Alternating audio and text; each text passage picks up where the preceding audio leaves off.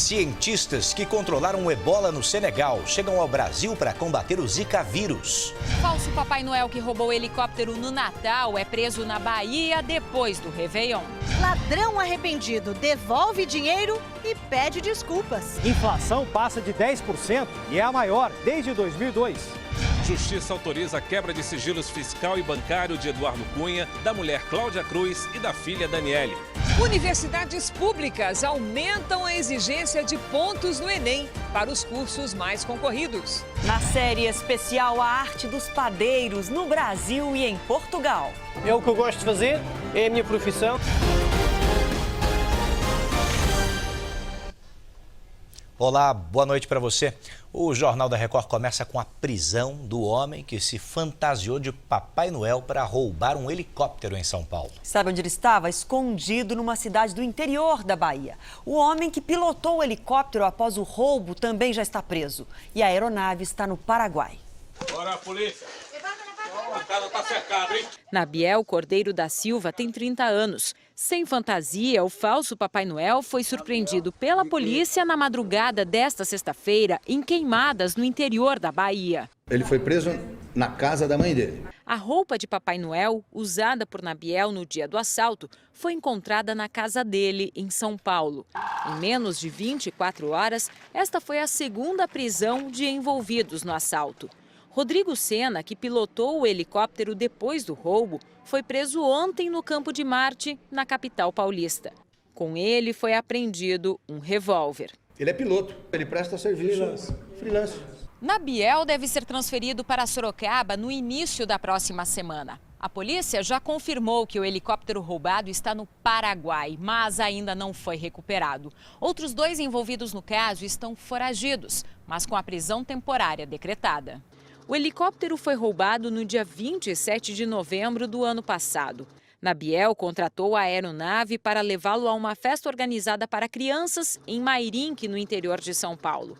Assim que aterrissou na chácara onde supostamente aconteceria o evento, Nabiel anunciou o assalto. O piloto foi amarrado dentro de um banheiro. O falso Papai Noel decolou com Rodrigo para o Paraguai. Desde então, a polícia investiga o caso. Esse foi o presente que Papai Noel trouxe para nós em janeiro. E no Domingo Espetacular você vai ver imagens exclusivas dessa prisão do Papai Noel ladrão. Não perca. No Rio de Janeiro, um advogado teve a carteira furtada no último dia de 2015. Só que depois de um tempo, ele recebeu uma carta do ladrão, com dinheiro de volta, uma confissão e até um pedido de desculpas. Eduardo nunca deu tanta entrevista. Tudo porque resolveu levar a carteira para Copacabana na noite de Réveillon.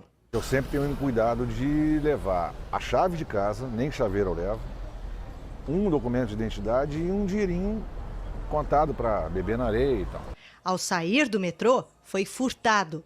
Documentos, cartões e R$ 1.017 foram embora com o ano que se encerrou. Estava com a minha mulher, a Flávia, e a gente se falou na hora assim, foi embora, deixa, né? Inclusive ela disse essa frase, que faça bom uso do dinheiro e quem levou e acabou-se. 2015 terminou com dor de cabeça para muita gente que veio festejar a virada aqui em Copacabana. Pelo menos 200 pessoas registraram furtos durante o Réveillon. Mas só uma delas começou 2016 com a história de um ladrão arrependido. Já no primeiro dia do ano, o advogado recebeu uma mensagem de um policial que tinha encontrado a carteira com todos os documentos, mas nada de dinheiro.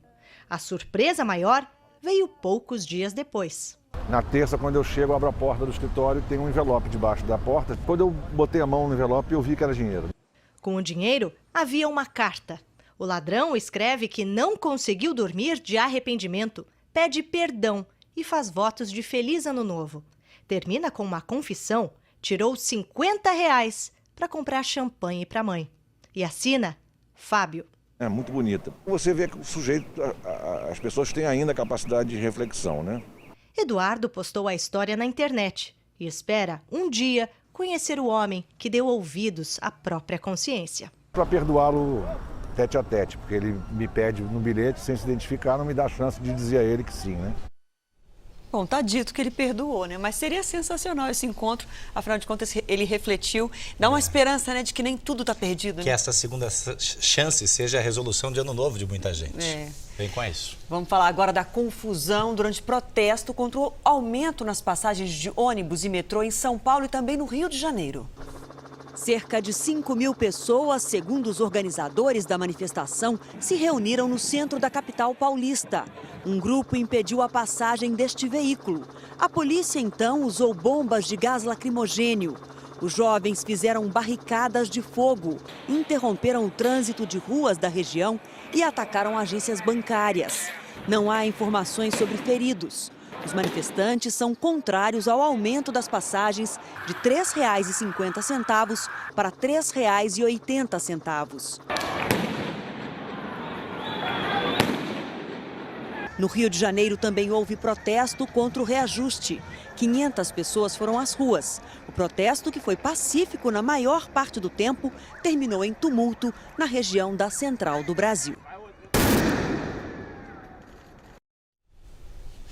Em cumprimento a um decreto, o presidente do Banco Central, Alexandre Tombini, enviou carta ao ministro da Fazenda, Nelson Barbosa, explicando o aumento da inflação. Bom, nesta carta, Tombini apontou o reajuste das tarifas públicas e as variações dos preços internacionais como os responsáveis pela alta acima do limite estabelecido, que agora a gente pôde conhecer. Chegou a 2 dígitos e pela primeira vez em 13 anos. O índice oficial da inflação de 2015 alcançou, portanto, os 10%.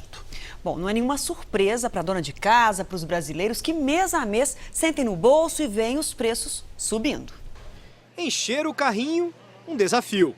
Um dia é um preço, outro dia é outro. Foi a rotina do brasileiro em 2015, com uma inflação que o país não tinha desde 2002. O índice chegou a 10,6%. Mas é tudo tá mais caro. Entre os alimentos, o que mais subiu foi a cebola. Não precisa nem descascar, porque agora a gente está chorando com o preço. Também ficaram bem mais caros o feijão, a batata. Com o tomate, um exemplo do que a inflação tira do brasileiro. No ano passado, o consumidor comprou com o mesmo valor 30% menos do que levava antes. Não foi só na hora de pagar a conta do supermercado que o brasileiro se assustou em 2015. Os aumentos foram generalizados em todos os grupos de produtos e nos serviços. E o maior impacto na alta da inflação foi de itens que têm preços administrados pelo governo e que dispararam. As contas de energia elétrica subiram em média 51%. Sufoco também na hora de abastecer. O aumento dos combustíveis passou dos 20%. Até para sonhar com um prêmio milionário, foi preciso gastar bem mais nas loterias. A inflação de 2 dígitos ficou muito acima do limite estabelecido pelo governo, que era de 6,5%. Inflação é uma doença econômica, precisa ser combatida como tal. Medidas sérias, continuadas e sempre com vigilância para o nível geral de preço. Caso contrário, todo o sistema produtivo também se desorganiza. Por quê? Eu já não posso mais programar a produção, eu não posso mais programar o meu consumo, a sociedade começa a se desorganizar. O próprio Banco Central admite que a inflação só deve ficar abaixo dos 5% em 2017. Quem tinha se acostumado com mais estabilidade nos preços, se preocupa. Tirei tudo que podia tirar do meu orçamento, porque do jeito que está indo, então tá difícil. Bom, e quando o preço está caro, o jeito é partir para as liquidações. E milhares de consumidores dormiram na fila durante a madrugada para garantir descontos de até 70% em uma grande rede de lojas em todo o país. E para comprar barato, você sabe, tem que ser rápido, tem que ser decidido e tem que ser paciente também. A Cláudia não mediu esforços. Foram 2 noites acampada em frente à loja para ser a primeira a entrar. Que é a primeira vez que eu sou primeira da fila, né? Eu sempre pego bem lá no fundo. Centenas de pessoas passaram a madrugada fora de casa por conta da liquidação. Todas ansiosas pela largada das compras. 3, 2, 1, liberou geral!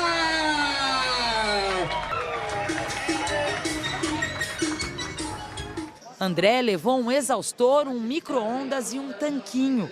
Ao todo, disse que economizou R$ 900. Já recebi um dinheiro desde o ano passado para estar vindo hoje. Olha só a quantidade de compras dessa cliente. 2, 4, 6... 8, 10, 12, 14, 16, 18. 19 produtos. É muita coisa, né? Não, 20. Teu sapato também é meu. Lojas de 16 estados do país participaram da promoção, que ofereceu descontos de até 70% nos produtos. Em Franca, no interior de São Paulo, os consumidores pareciam desesperados. CPF, tá faltando pra pegar o celular. Tá barato? Tá muito barato. Eu me perco nessas listas aqui. No Mato Grosso do Sul, Rafael chegou até a esconder uma TV dentro do armário. Então, guardei aqui porque esse movimento tem que se prevenir, né? Mas entre tantos produtos sofisticados e com preços mais elevados, a campeã de procura e de vendas foi esta panela de pressão, vendida a R$ 15. Esta senhora levou 3. Porque eu gosto de dar presente para os outros, então eu já arranjo o candidato e dou. Tem que ver se alguém gosta de receber panela de presente, né? Tá valendo. Tá valendo? Olha só, a notícia de que o aplicativo Uber tinha sido proibido em Belo Horizonte causou uma baita confusão hoje na cidade. Só depois tudo foi esclarecido. O serviço pode sim funcionar se atender às regras exigidas pelo governo. A primeira informação era que a prefeitura tinha proibido o aplicativo Uber na cidade. Os taxistas gostaram. Maravilha, isso é muito bom, hein? Mas tudo não passou de um mal-entendido. No fim da tarde, foi esclarecido que amanhã vai ser regulamentada a lei que define como vai funcionar o aplicativo em Belo Horizonte. Esta legislação tem determinadas regras, a legislação que sai amanhã, e esperamos que todos esses operadores se enquadrem nestas regras. As empresas e motoristas que usam o aplicativo terão que ser licenciadas pela prefeitura e cadastradas na BH Trans, que gerencia o trânsito na capital. Prestadores do serviço terão que disputar licitação. A multa prevista, em caso de descumprimento, será de R$ 30 mil. O Uber opera em pelo menos 5 capitais brasileiras e se ampara em uma lei federal para enfrentar as ações na justiça. Além de Belo Horizonte, atualmente o serviço está disponível no Rio de Janeiro, São Paulo, Brasília e Porto Alegre. O Uber ganhou o gosto dos passageiros pelo tipo de serviço prestado. Carros confortáveis, com ar-condicionado, limpos e com alguns mimos, como balas e água. Além da praticidade de serem chamados pelo aplicativo e a cobrança ser feita por meio do cartão de crédito. Tudo isso por um preço mais baixo do que os táxis. São detalhes que durante um atendimento fazem toda a diferença, além da gente sempre saber que vem um carro, né, de um estado de conservação sempre perfeito, um carro limpo.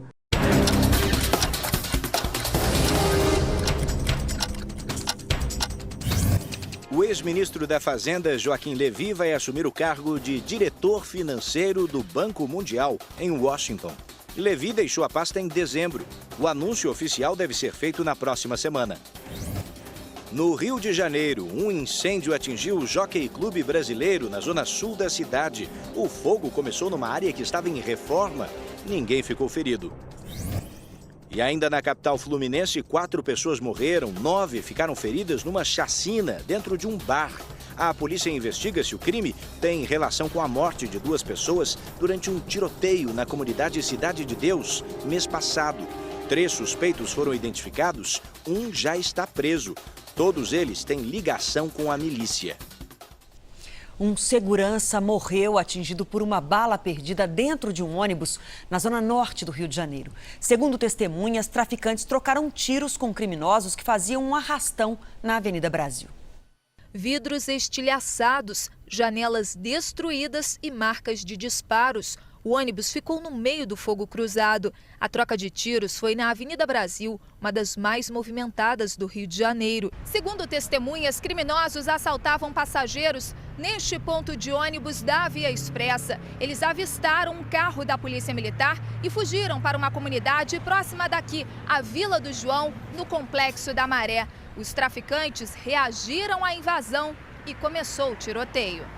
No momento do confronto, o ônibus estava lotado. Os passageiros se jogaram no chão. Mas um vigilante que tinha acabado de sair de um plantão dormia junto à janela e acabou atingido. José Carlos Bueno dos Santos, de 51 anos, morreu na hora. Parentes do segurança estavam em choque. Sempre trabalhou tranquilo, e já estava... Daqui uns 2 anos ia se aposentar e infelizmente aconteceu. Um dos disparos, por pouco, não atingiu a cobradora do ônibus. 2 pessoas ficaram feridas por estilhaços.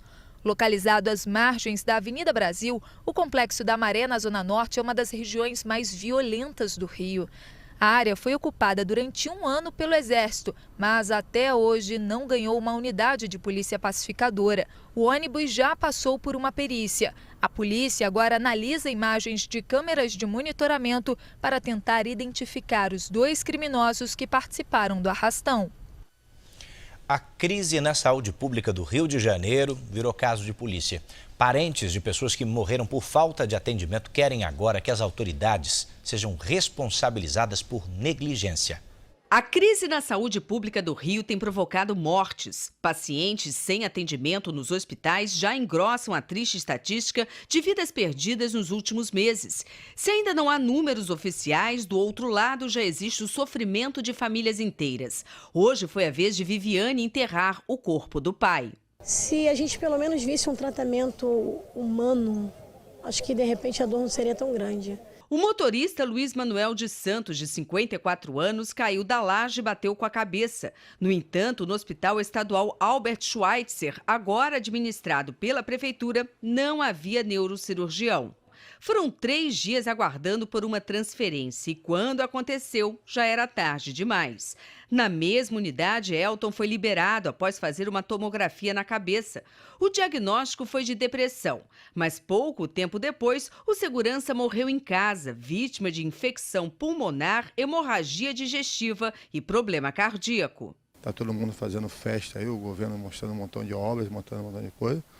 E a população doente. Mesmo com tantas vítimas nos leitos e com a grave crise financeira, o governo pretende reformar a piscina e outras áreas externas do Palácio Laranjeiras, residência oficial do governador Luiz Fernando Pezão. O estado vai investir quase R$2,5 milhões para receber chefes de estado durante os Jogos Olímpicos. Segundo o governo, as obras são necessárias para que no futuro não seja preciso gastar ainda mais devido à deterioração do patrimônio. As mortes ocorridas nesse período de crise nos hospitais já viraram caso de polícia. Enquanto o governo não investe no essencial, a população sofre. Quem perdeu um parente por falta de atendimento quer agora que as autoridades sejam responsabilizadas por negligência. Esse é o caso dos parentes de Adriana Fortes, de 36 anos. Ela sofreu um acidente de moto e foi atendida no Hospital Estadual Rocha Faria, também municipalizado. A equipe médica liberou a paciente apenas com curativos e ela morreu dias depois com complicações pulmonares decorrentes da queda. Tirou um pedaço de mim, tirou um pedaço de mim. A gente vai correr atrás até a última instância.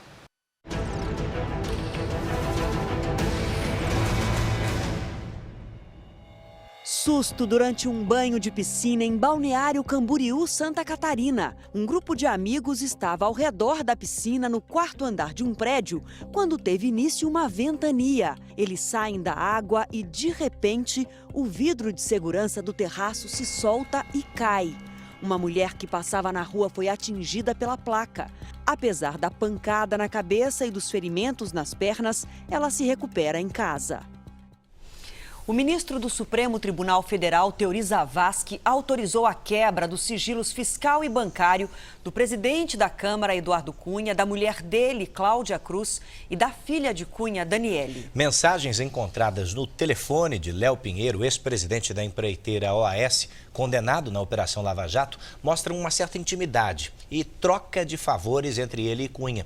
Outros políticos também são citados nas conversas. O teor das 94 mensagens que a Polícia Federal teve acesso e divulgadas pelo jornal O Globo mostra uma intensa troca de favores entre o deputado Eduardo Cunha e o então presidente da construtora OAS, José Adelmário, conhecido como Léo Pinheiro, condenado a mais de 16 anos de prisão por corrupção, lavagem de dinheiro e organização criminosa. Os temas mais discutidos se referem a emendas parlamentares e projetos de lei de interesse da empreiteira. Numa das mensagens por celular com Léo Pinheiro, Cunha cita o ex-presidente da Câmara, Henrique Eduardo Alves, ao cobrar dinheiro ao empresário. Você resolveu só a metade. Henrique ontem esqueceu de mim? O empresário se justifica. Me dê um tempinho, o nosso pessoal fez uma programação que não tinha visto. No outro diálogo, Cunha cita um suposto repasse do empresário ao vice-presidente da República, Michel Temer, e ao ex-ministro da Secretaria de Aviação Civil, Moreira Franco.